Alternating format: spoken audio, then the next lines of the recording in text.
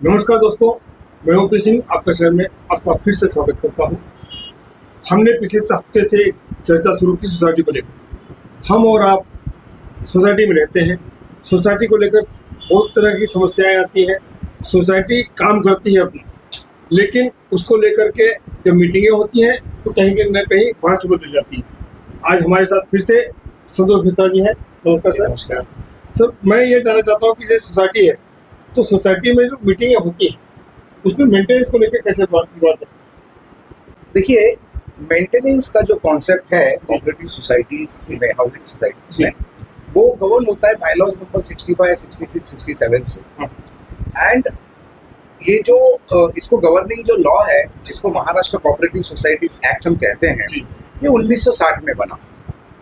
जबकि ये 1960 में बना, इसकी रिलेवेंस आज भी है।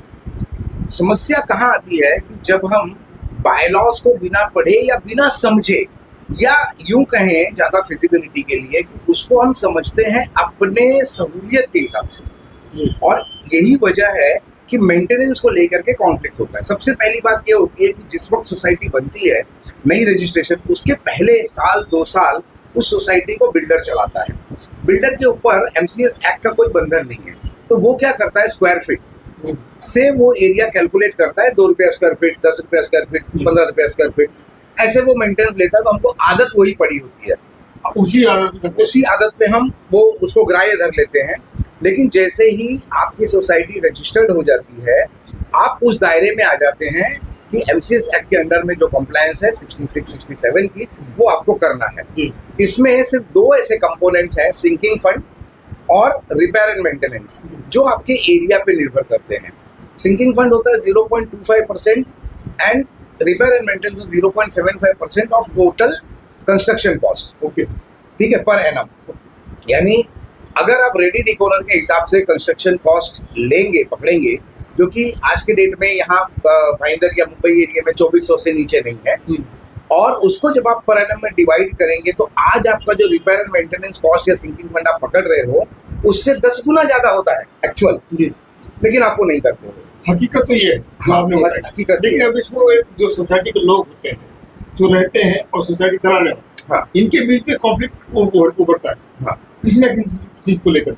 हाँ जी। तो वो चीजें क्यों होती हैं? देखिए, सबसे पहले की मेन अहम जो बात है वो ये है कि सोसाइटी में 30 सितंबर से पहले सभी पदाधिकारियों को, यानी मैनेजिंग कमेटी के लोगों को, एक एजीएम रखना होता है, एनुअल जनरल मीटिंग, जिसमें वो आपको profit and loss account, income and expenditure account, balance sheet और ऑडिट रिपोर्ट पेश करते हैं। ये अनिवार्य है जी जी। जैसे ही वो बैलेंस शीट हाथ में आता है, जो ऑब्जेक्शन होता है वो खर्चे को लेकर के होता है। लेकिन जो खर्चा करने की मैनेजिंग कमेटी की अथॉरिटी है, उसको कोई चैलेंज नहीं करता, क्योंकि लोगों को ये प्रावधान पता नहीं है। अब ये क्या अथॉरिटी है कि कुछ एक क्लास सोसाइटी के लिए मैनेजिंग कमेटी पूरे साल भर में रिपेयर एंड मेंटेनेंस के ऊपर 25,000 से ऊपर खर्चा नहीं कर सकती। ये लॉ एक। दूसरी क्लासिफिकेशन में वो 50,000 से ऊपर नहीं कर सकती। और जो जनरल 100 के ऊपर के मेंबर्स की जो सोसाइटी है, वहां पे उनको ये अधिकार 1 लाख रुपए तक का है। अब 1 लाख रुपए तो एक छोटा सा अगर काम करते हैं तो उसी में एग्जॉस्ट हो जाता है, तो बाकी 11 महीने वो करें क्या? तो मैनेजिंग कमेटी एक नया तरकीब क्या निकालती है कि वो ये अपने सहूलियत से समझती है कि ये जो प्रावधान है वो मैं एक बार में 1 लाख खर्चा नहीं कर सकता हूँ, 1 लाख से ऊपर। तो वो क्या करते हैं, 4 लाख 3 लाख का काम दे दिए किसी को, तो फिर वो करते हैं कि 90,000 एक बार दिए, 99,000 एक बार दे दिए। वो 1 लाख नहीं जाने देते, लेकिन पूरे साल में अगर देखेंगे तो 7 लाख 8 लाख वो खर्चा कर चुके होते हैं। जबकि ये कानूनी नजर में, कानून के नजरिए से ये गलत है, ये वायलेशन है कंप्लायंस का। अगर किसी को 1 लाख से ज्यादा खर्चा होता है या उसकी इंटेंशन से वो करने की, तो उसने सबसे पहले बायलॉज में अमेंडमेंट करना होता है। बायलॉज में अमेंडमेंट करके वो उस अधिकार को बढ़ा के ले सकते हैं। मेंबर्स जो है सोसाइटी कमेटी के ऊपर ये आरोप कभी लगाते हैं कि पैसे का मिसयूज करो, जो हम पैसा दे रहे हैं उसका आप मिसयूज कर रहे हैं, कहीं ना कहीं घपलेबाजी होती है। तो ये क्यों आता है? देखिए, इसमें 2 कारण हैं। एक ये है कि सही में घपलेबाजी होती है।